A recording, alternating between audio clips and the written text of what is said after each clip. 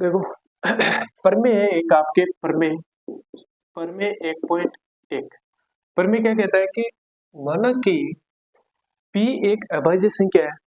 p एक क्या है? अभाज्य संख्या। जिस संख्या में खुद के अलावा और एक के अलावा किसी संख्या का भाग नहीं जाता है वो संख्या क्या होती है? अभाज्य संख्या है। यदि p a स्क्वायर को विभाजित करता है, p a स्क्वायर को विभाजित करता है तो p a को भी विभाजित करेगा, जहां a क्या है? एक धनात्मक पूर्णांक है।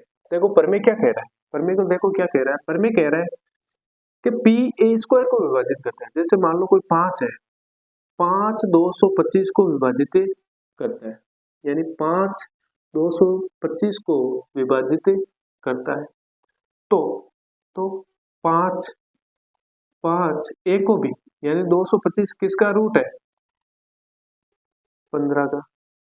तो p a को भी क्या करेगी? विभाजित करेगा। ये 5 है वो 15 को भी विभाजित करेगा। जैसे 2 है, 2 अगर 4 को विभाजित करता है तो 2 को भी क्या करेगा? विभाजित करेगा। 2 कैसा है?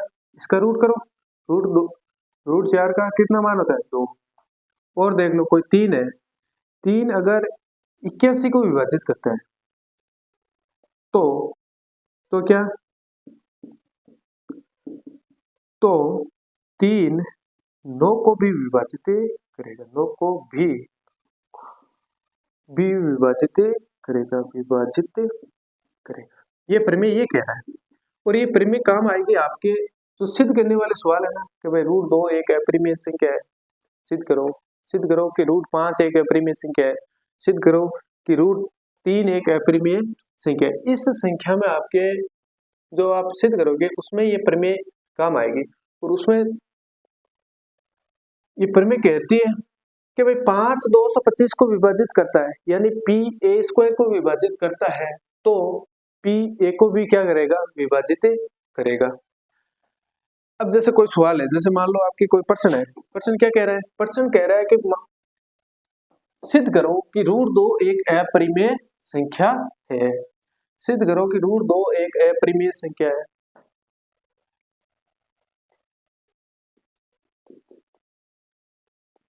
सिद्ध करो कि रूट 2 एक अपरिमेय संख्या है। ध्यान दो इधर भाई, रूट 2 एक अपरिमेय संख्या है। तो इस प्रश्न में सबसे पहले आपको क्या करना है? सबसे पहले आपको माना रूट 2 एक क्या है? परिमेय संख्या है। क्या परिमेय संख्या है? मान लिया। मानने में क्या जाता है भाई? मान लिया कि रूट 2 एक अपरिमेय संख्या है। अब इसमें देखो अगर अपरिमेय संख्या है तो अपरिमेय संख्या p बटा q के रूप में होती है। किसके रूप में होती है? p बटा q के रूप में। और q not is equal to क्या है? परिमेय संख्या है तो p बटा q के रूप में होगी। p बटा किसके रूप में होगी? q के रूप में होगी। जहां q not is equal to क्या आएगा? 0। और p बाई q एक से अभाज्य संख्या है। से अभाज्य संख्या कौन सी होती है? बताया था कि भाई से अभाज्य संख्या जो संख्या युग्म के रूप में रहती है, और उन संख्याओं में उभयनिष्ठ गुणनखंड नहीं होता है। उभयनिष्ठ गुणनखंड नहीं होता है। कैसे? देखो जैसे 3 और 4 है, 3 और 4 में कोई उभयनिष्ठ गुणनखंड है क्या? नहीं है। 5 और 6 में कोई उभयनिष्ठ गुणनखंड है क्या? 23 और 24 में कोई उभयनिष्ठ गुणनखंड है क्या? नहीं है। तो ये संख्याएं क्या है? आपस में से अभाज्य संख्या। याद रखना इनको कि भाई ये अभाज्य संख्याएं है। अब देखो इसमें परिमेय संख्या है रूट 2। क्या कह रहा है? रूट 2 अगर परिमेय संख्या है तो ये किस रूप में होगी? p बटा q के रूप में होगी। ये लिखना कि भाई रूट 2 बराबर क्या है? p बटा q के रूप में है। जहाँ q not is equal to 0 और पी वे क्यू ए क्या है, सहअभाज्य संख्या है। ठीक है, अब देखो इस √2 को तो लेकर आओ बट्टा में और इस क्यू को ले जाओ इधर, यानी q is equal to p बट्टा √2। अब देखो, अब इसका वर्ग करेंगे। वर्ग क्यों करेंगे, क्योंकि बट्टा में रूट कभी नहीं रह सकता है भाई। वर्ग करें, वर्ग करने पर, वर्ग करने पर कोई बोलते सर वर्ग क्यों कर रहे हो, तो वर्ग बट्टा में रूट नहीं रह सकता है। इस रूट को हटाने के लिए दोनों ओर वर्ग कर रहे हैं, दोनों ओर वर्ग करें तो इधर तो हो जाएगा क्यू का स्क्वायर, किसका स्क्वायर, क्यू स्क्वायर बराबर पी स्क्वायर बट्टा √2 का स्क्वायर, यानी क्यू स्क्वायर बराबर क्या हो जाएगा, पी स्क्वायर बट्टा 2। इसको समीकरण नंबर दे दो 1। यहां देखो क्या है, यह कह रहा है कि क्यू स्क्वायर एक पूर्णांक है, एक है पूर्णांक है। क्योंकि क्यू स्क्वायर एक पूर्णांक है इसलिए क्यू भी क्या होगा, क्यू भी एक पूर्णांक होगा। तो भाई सर आपने ये क्यों लिखा कि भाई क्यू स्क्वायर एक पूर्णांक है तो क्यू भी एक पूर्णांक होगा। पूर्णांक का कैसे पता चला कि भाई पूर्णांक है, वो भी बात सही पता ऐसे चला कि यहाँ पर देखो क्यू स्क्वायर बट्टा 2, अभी जो परमे करवाई थी उसमें क्या था, उसमें था कि भाई पी एक अभाज्य संख्या है, पी स्क्वायर ए को विभाजित पी ए स्क्वायर को विभाजित करेगा, तो डेफिनेट है कि पी किसको भी विभाजित करेगा, पी ए को भी विभाजित करेगा। पी किसको विभाजित करेगा, ए को भी विभाजित करेगा। पी अगर ए स्क्वायर को विभाजित कर रहा है तो पी ए को भी विभाजित करेगा। अब यहाँ पर देखो कि भाई पूर्णांक क्यों लिखा आपने, पूर्णांक क्यों लिखा, यहाँ पर ये है पी स्क्वायर बट्टा 2, पी स्क्वायर बट्टा 2। अब इसमें भाग जाएगा, पी स्क्वायर में 2 का अगर भाग जाएगा तो वो एक संख्या आएगी, और वो संख्या कभी भी किसमें, पॉइंटों में नहीं आएगी। जैसे 3.2 है, 5.7 है, वो संख्या एक पूर्णांक के रूप में आएगी, या तो माइनस में आएगी, फिर यहाँ पर तो माइनस में भी नहीं आएगी। क्यों, क्योंकि इस संख्या की क्या हुआ, स्क्वायर हुआ है, स्क्वायर हुआ है तो माइनस नहीं रहेगा, तो यहाँ पूर्णांक के रूप में रहेगी। अच्छा ठीक है, क्यू स्क्वायर एक पूर्णांक है तो क्यू भी ये क्या होगा, पूर्णांक होगा, पूर्णांक होगा। यहाँ पर देखो पी स्क्वायर को यानी 2 पी स्क्वायर को विभाजित करता है, 2 पी स्क्वायर को क्या करता है, विभाजित करता है, विभाजित करता है। तो क्या होगा, 2 पी को भी विभाजित करेगा, को भी विभाजित करेगा। देखो 2 पी स्क्वायर को विभाजित करता है तो 2 पी को भी विभाजित करेगा। अब करेगा कितनी बार, ये ध्यान दो, करेगा कितनी बार, पी बट्टा 2, पी बट्टा 2 माना कि k1 बार विभाजित करता है, कितनी बार, k1 बार, मान लिया, मानने में क्या करता है, माना k1 बार विभाजित करता है। तो देखो इसमें p बराबर क्या हो गया, 2k1 हो गया, 2 को k की ओर लेकर आ गए, 2 को कहाँ लेकर आएंगे, k की ओर लेकर आ गए, p बराबर 2k1।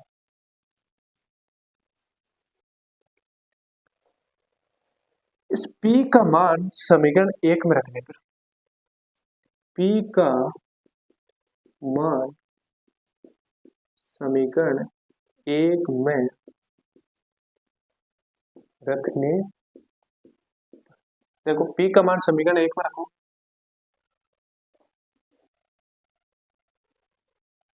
समीकरण 1 क्या है, समीकरण 1 है क्यू स्क्वायर बराबर पी स्क्वायर बट्टा 2, ये कह रहा है। लेकिन इस p का मान समीकरण 1 में रखो, p का मान कितना है, 2k1, यहाँ पर p का मान कितना आ रहा है, 2k1 का स्क्वायर। देखो क्यू स्क्वायर बराबर 2 का स्क्वायर 4 और k1 का स्क्वायर बट्टा 2।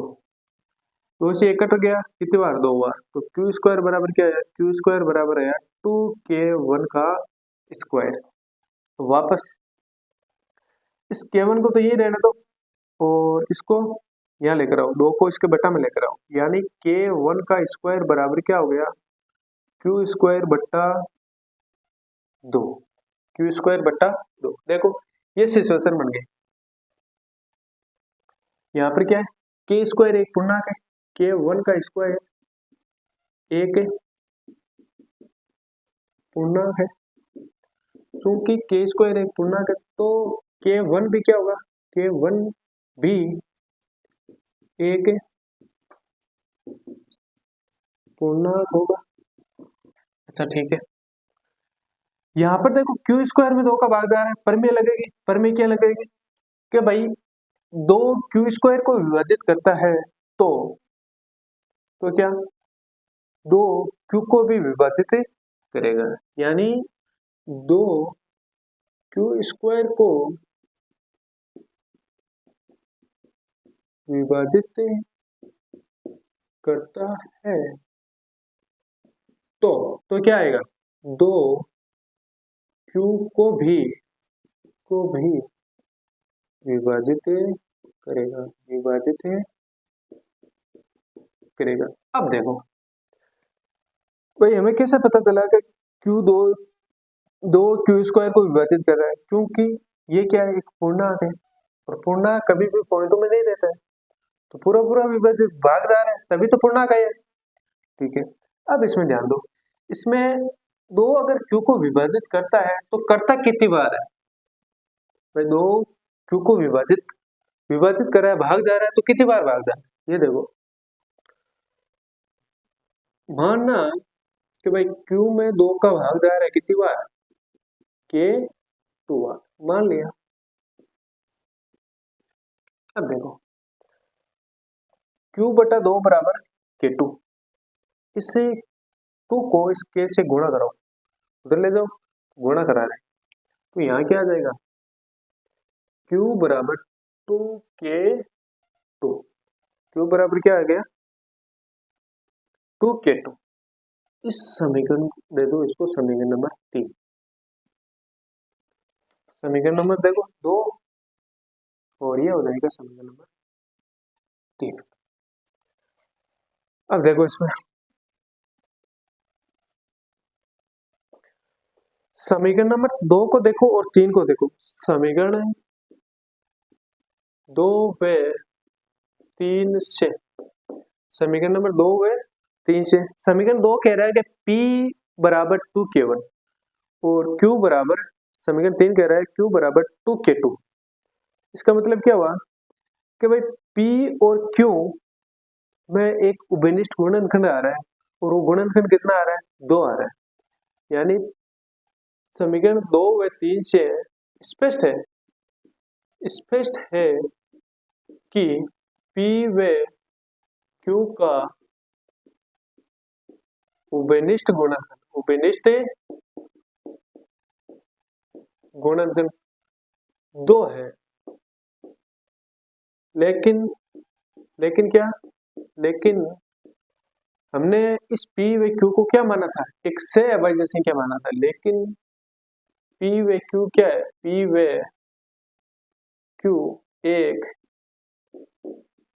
से अभाज्य संख्या है, से अभाज्य संख्या है, एक अभाज्य संख्या है। अतः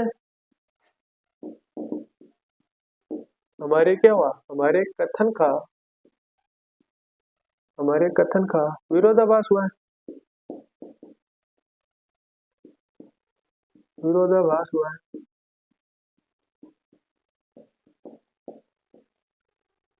विरोधाभास हुआ है, क्या विरोधाभास हुआ है, हमने देखो P व Q को एक सहभाज्य संख्या मानी थी, लेकिन वो संख्या में एक कॉमन उपनिष्ठ गुणनखंड आ गया 2, इसका विरोधाभास हुआ है। इसका विरोधाभास हुआ तो इस परिमेय संख्या जो मानी थी उसका भी विरोधाभास होगा। अतः क्या, √2 एक अपरिमेय संख्या है। अपरिमेय संख्या। अब देखो इसमें ध्यान देना है। ध्यान क्या देना है? अगर यहाँ पर रूट 2 ने 3 आ जाए तो क्या करें? भाई यहाँ पर 2 ने आकर 3 आ जाए तो क्या करें? तो आपको यही करना है, बाकी ये लिखना है। केवल और केवल 2 की जगह क्या लिख दो? 3। भाई रूट 3 एक अपरिमेय संख्या है, सिद्ध करना है कि रूट 3 एक अपरिमेय संख्या है। तो इसमें मान लिया कि भाई रूट 3 एक परिमेय संख्या है। परिमेय संख्या है तो ये p बटा q के रूप में होगी। ठीक है, रूट 3 एक p बटा q के रूप में है। इस q को इधर लेकर आए और रूट 3 को इसके बट्टा में लेकर आए तो यहाँ पर क्या हो जाएगा? यहाँ पर हो जाएगा q बराबर p बटा रूट 3। अब वर्ग करें। वर्ग क्यों करें? क्योंकि p में रूट 3 का भाग यानी बट्टा में कभी भी रूट नहीं रहता है, इसलिए इसका परिमेयकरण करते हैं या वर्ग करते हैं तो रूट हट जाता है। तो यहाँ पर वर्ग किया तो q का वर्ग q स्क्वायर बराबर p का वर्ग क्या होगा? p स्क्वायर बटा रूट 3 का स्क्वायर, रूट 3 का स्क्वायर। तो यहाँ q स्क्वायर बराबर p स्क्वायर बट्टा 3, बट्टा में क्या आ जाएगा? 3 आ जाएगा। ये समीकरण नंबर दे दो 1। यहाँ पर क्या कह रहा है? यहाँ पर कह रहा है कि भाई q स्क्वायर एक पूर्णांक है। क्यों है? क्योंकि इसमें भाग जा रहा है 3 का। q भी क्या होगा? एक पूर्णांक होगा। अगर q स्क्वायर पूर्णांक है तो q भी एक पूर्णांक होगा। यहाँ पर देखो 3 p स्क्वायर को क्या कर रहा है? 3 p स्क्वायर को विभाजित करता है। तो क्या होगा? तो 3 भी या तो 3 p को भी क्या करेगा? विभाजित करेगा। अगर विभाजित करेगा तो कितनी बार करेगा? यानी भाग जा रहा है तो कितनी बार भाग जा रहा है? p में 3 का भाग कितनी बार जा रहा है? मान लिया कि k1 बार भाग जा रहा है, तो यहाँ पर k1 बार भाग जा रहा है। इस 3 को इस k1 के पास ले गए तो p बराबर क्या आ गया? 3k1 आ गया। क्या आ गया? 3k1। समीकरण नंबर 2 दे दिया इसको। p का मान समीकरण नंबर 1 में रखने पर, p का मान यानी ये मान है समीकरण नंबर 1 में रखने पर, तो यहाँ पर 1 में क्या है? q स्क्वायर बराबर p स्क्वायर बटा 2 है या p स्क्वायर बटा 3 है। तो यहाँ पर देखो समीकरण 1 है, q स्क्वायर यहाँ 3 रखा और यहाँ पर भी 3। देखो समीकरण नंबर 1 q स्क्वायर बराबर p स्क्वायर बटा 2, p स्क्वायर बटा 3। तो यहाँ p स्क्वायर की जगह क्या रख दिया? 3k1 रख दिया। 3k1 का स्क्वायर बट्टा 3। 3k1 का स्क्वायर कितना हुआ? 3k1 का स्क्वायर हुआ 9 बट्टा k1 का स्क्वायर बट्टा 3। ये कट रहा है 3 से। कितनी बार कट रहा है? 3 बार कट रहा है। तो 3 बार कटा तो q स्क्वायर बराबर क्या आ गया? 3k1 का स्क्वायर। यहाँ से 3 को इस q के बट्टा में लेकर आ गए तो k1 का स्क्वायर बराबर q स्क्वायर बट्टा 3, बट्टा में क्या आ गया? 3। अब देखो वापस वही कंडीशन बन गई कि भाई k स्क्वायर k1 का स्क्वायर है जो एक पूर्णांक है, इसलिए क्या होगा?